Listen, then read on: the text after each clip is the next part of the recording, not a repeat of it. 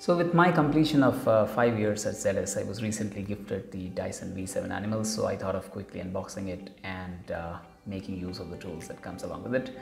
So here is some sort of user guide or user manual with some instructions and do's and don'ts and stuff like that. And next up, we've got the docking station that can be mounted on the wall. It also can be used for charging the Dyson V7. And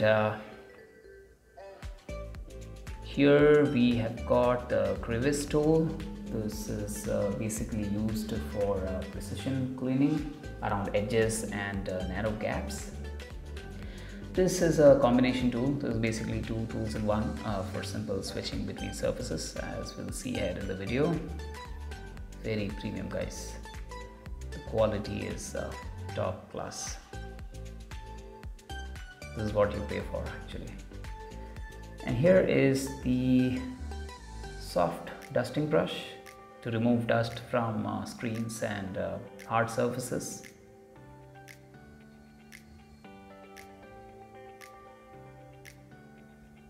Next up is the mini motorized tool.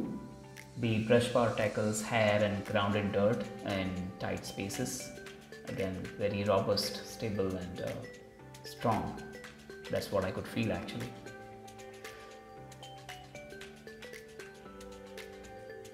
Okay, here we have the direct dry cleaner, which is a very powerful cleaner head to remove grounded dirt from carpets.